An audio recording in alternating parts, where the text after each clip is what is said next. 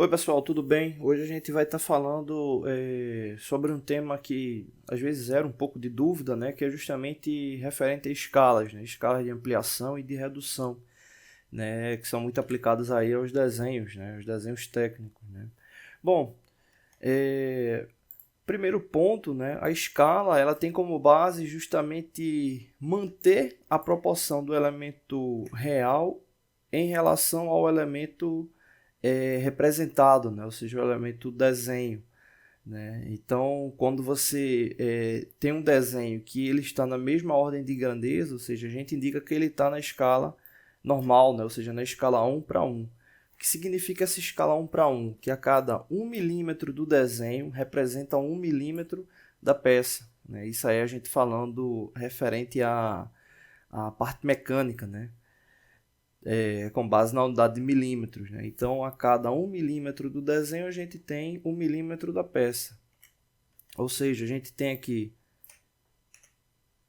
desenho, peça. Né? Vou colocar aqui elemento real. Né? Então, esse tipo de escala a gente coloca como escala natural ou escala normal, né? Onde eles estão na mesma proporção. Se a gente for observar aqui ao lado, a gente tem uma relação de escala que é diferente da escala normal. Né? Então, se observar aqui, a gente tem 1:2, 1:5, tem aqui embaixo 1:10. Né? O que essas escalas representam? Né? Se a gente for observar a leitura, ela permanece com a mesma lógica. Vamos ver essa aqui primeiro. 1:2. A cada 1 milímetro do desenho representa 2 da peça. Né? Ou seja, se eu tenho esse desenho aqui de uma peça, significa que na proporção dele, o elemento real ele vai ter o que? O dobro. Ou seja, o desenho ele vai ser menor que a peça. Então, esse tipo de escala aqui, 1:2, 1:5, 1:10, ou essas outras aqui também, 1:20, 1:50, 1:100, eles representam a escala de redução. Né? Então, significa que o desenho ele vai ser menor do que o elemento real, o elemento físico. Lembrando sempre o seguinte, não é porque o desenho ele vai ser menor do que o elemento real que o desenho ele vai trazer informações que venham a divergir do elemento real. Exemplo, se por acaso essa peça ela tiver 100 milímetros de comprimento, ou esse elemento real tiver 100 milímetros de comprimento, significa o quê? Que o comprimento no desenho ele vai ter a metade, ou seja, 50 milímetros, correto. No desenho, se a gente for medir a proporção, a gente vai ver que essa peça ela vai ter 50 milímetros de comprimento no desenho. Né? Mas a informação escrita no desenho ela vai ter o mesmo valor da peça real, ou seja, 100 milímetros. Porque o objetivo não é o desenho vir a divergir da peça, é apenas para que a peça ela venha a ter uma diagramação melhor naquele formato de folha. Né? Exemplo, você está com um elemento lá que tem um comprimento aí de 1000 milímetros, 1200 milímetros, né? Ou seja, você vai fazer essa impressão em um formato A1, A0, ou seja, um formato com uma dimensão considerável para poder fazer a representação desse desenho. Né? Então, dependendo da situação, às vezes até é necessário, mas em muitos casos você vai ter só o gasto mesmo do papel e não vai ter uma necessidade de diagramação coerente. Né? Então, você pode imprimir lá em um A4 e um A3 que não vai ter problema. O que é que vai acontecer? A proporção do desenho em relação ao produto real é que vai ser menor. Né? Mas a informação contida no desenho ela tem que ser a mesma, até porque se você for fazer um processo de manutenção, se você for conferir uma medida no elemento real, ou se você for fabricar o elemento real, você precisa das dimensões corretas. Né? Então, o objetivo da escala é justamente fazer um melhor enquadramento, né? Ter uma melhor diagramação do desenho em relação ao elemento real no papel. Isso tanto para a escala de redução, como para escala de ampliação, como já é o caso desses outros aqui. Né? Exemplo, esse aqui 20:1. A cada 20 milímetros do desenho representa 1 da peça. Ou seja, a gente vai ter um desenho 20 vezes maior do que o elemento real, visando que a gente venha a ter uma representação de fácil entendimento quanto às suas dimensões. Exemplo, vamos supor um exemplo de um desenho de uma agulha, né?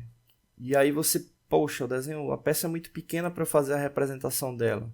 Então eu posso utilizar uma escala de ampliação, onde o desenho ele vai ser maior do que a peça, mas as representações, as informações técnicas no desenho, elas vão ser correlatas com a peça. Então, se essa agulha ela tem 1 milímetro de diâmetro, na escala de ampliação, o desenho da peça ele vai estar maior, obviamente, mas a informação desse diâmetro de 1 milímetro no desenho ela vai ser a mesma. Então, é justamente para não ter confusão com esses elementos, né? Fabricação, manutenção, interpretação. Então, o objetivo da escala é isso. Tá bom? Não deixe de se inscrever no canal, toda semana tem vídeos novos. Valeu! Oi pessoal, tudo bem? Hoje a gente vai estar dando continuidade aos nossos vídeos ligados à parte de tolerância geométrica. Né? Hoje a gente vai estar falando especificamente sobre o conceito de linearidade. Né? Aqui está a simbologia da mesma. Né? Então, essa é a primeira tolerância que a gente vai estar trabalhando, né?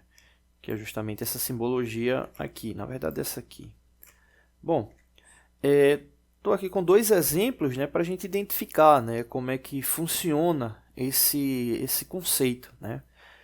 O primeiro ponto que vale a pena ressaltar é que linearidade ela não é um tipo de medição geométrica tão comum.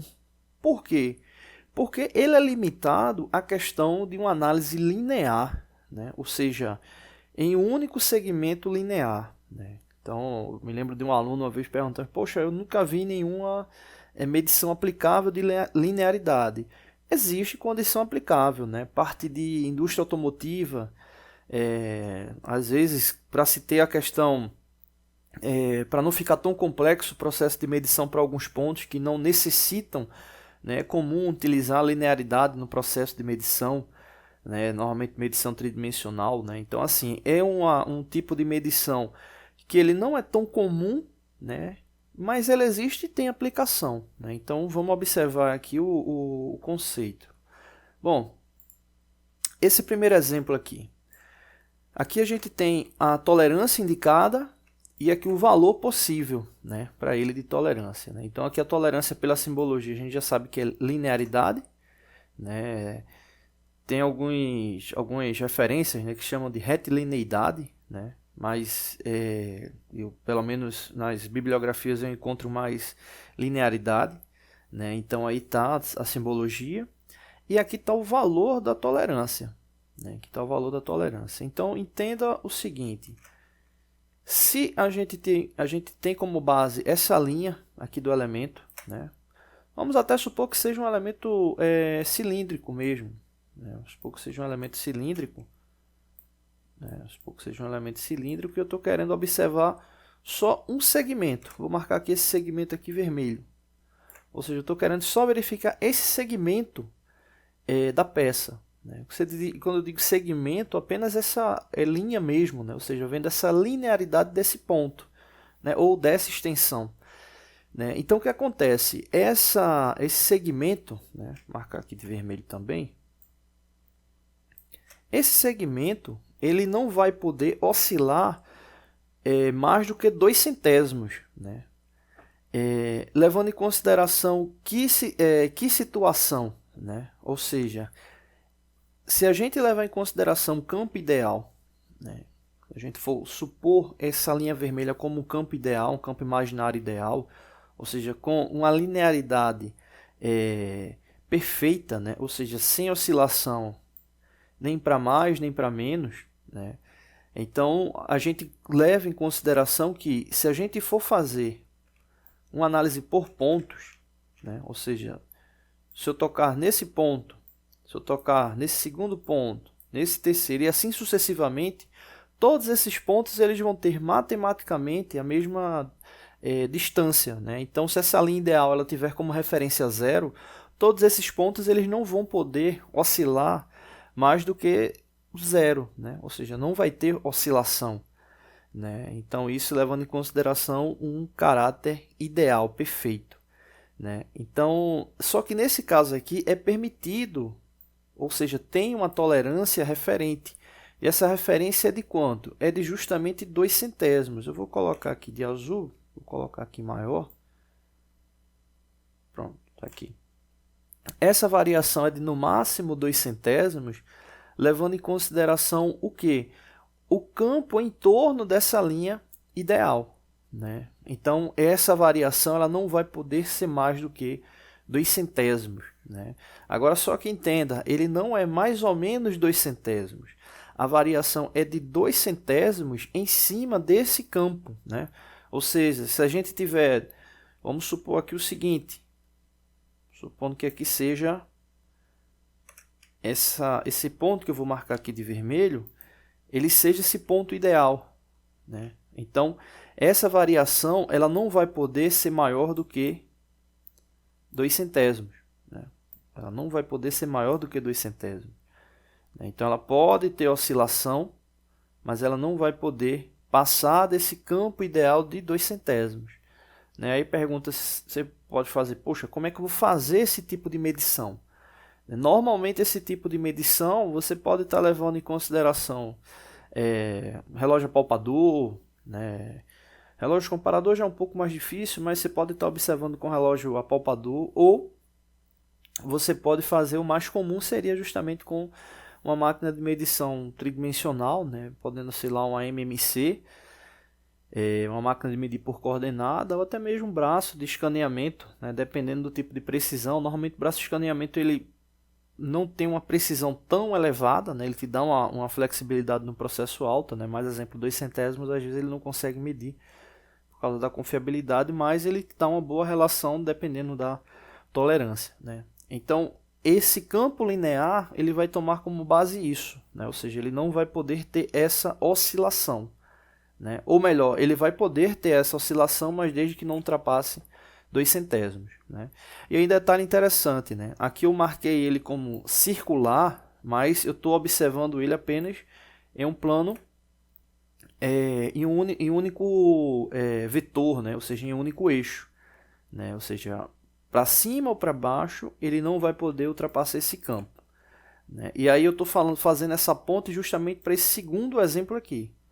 No segundo exemplo, observa que ele está trazendo a informação aqui de diâmetro. Ou seja, se no primeiro você vai ter, vou colocar aqui, esse ponto, né, que está marcando aí o início dessa linha ideal, ele não vai poder oscilar, né, em um único vetor, né?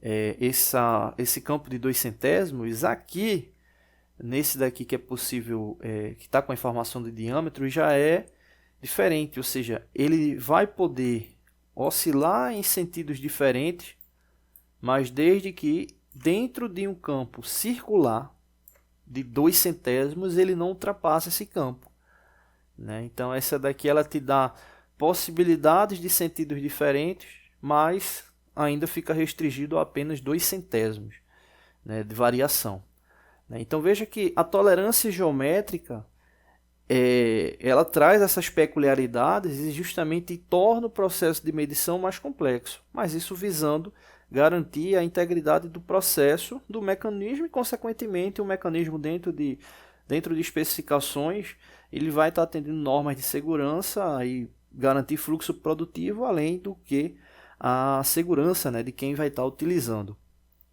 Ok? Então, a linearidade ele tem essas vertentes, né?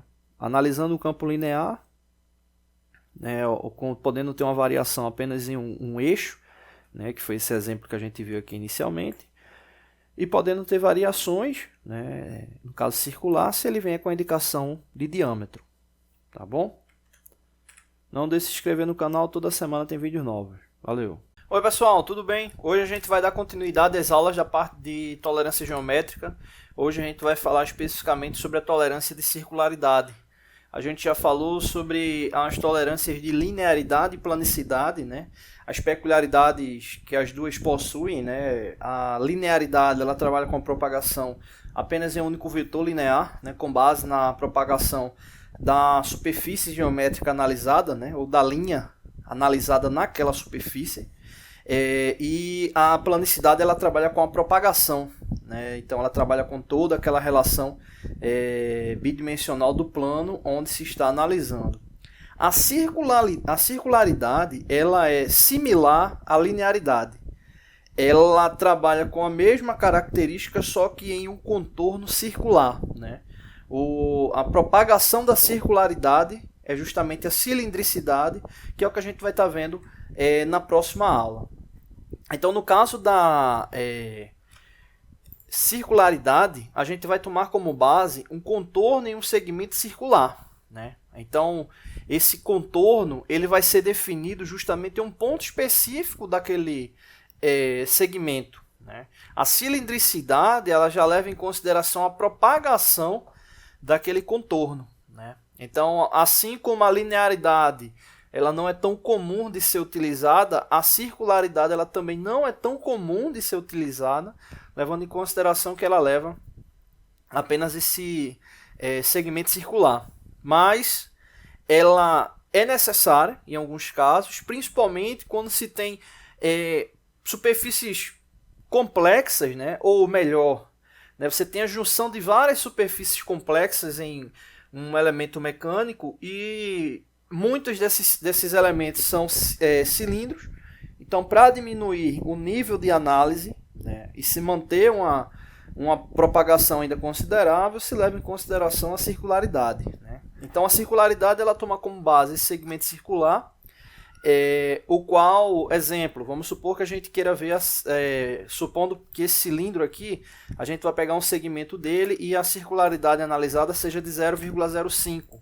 Então, com base na linha real desse elemento, né, ou seja, na linha de composição real dele, né, ou seja, o segmento fixo, né, realizado, a gente vai tomar como base um contorno circular, que ele vai ter uma propagação de 0,025 para mais e 0,025 para menos, né? Ou seja, dando a ele um contorno, né? Vou colocar aqui apenas como espessura, um contorno de 0,05, né? Que é justamente a indicação que se tem aqui da tolerância. Então, essa circularidade oscilando para mais ou para menos, ultrapassando esse valor, né, dessa relação simétrica aí de 0,025, né?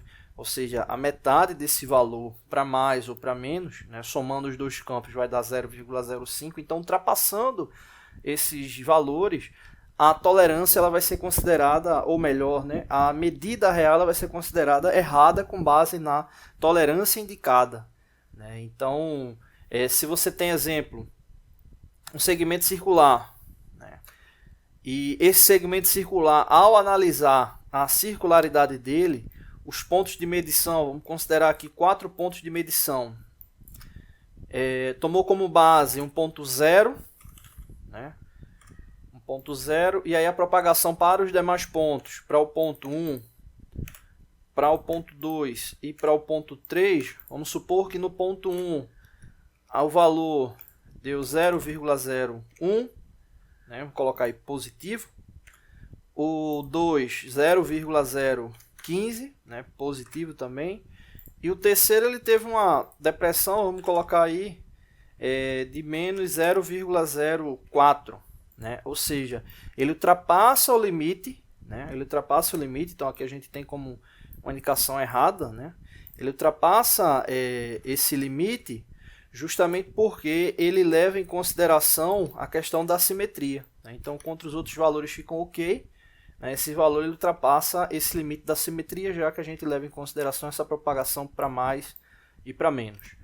Lembrando sempre que a circularidade ele vai pegar apenas um único contorno, né? Se for para levar em consideração a propagação do cilindro, aí já entra a cilindricidade, que é o que a gente vai estar falando na próxima aula, tá bom? Não deixe de se inscrever no canal, toda semana tem vídeos novos. Valeu!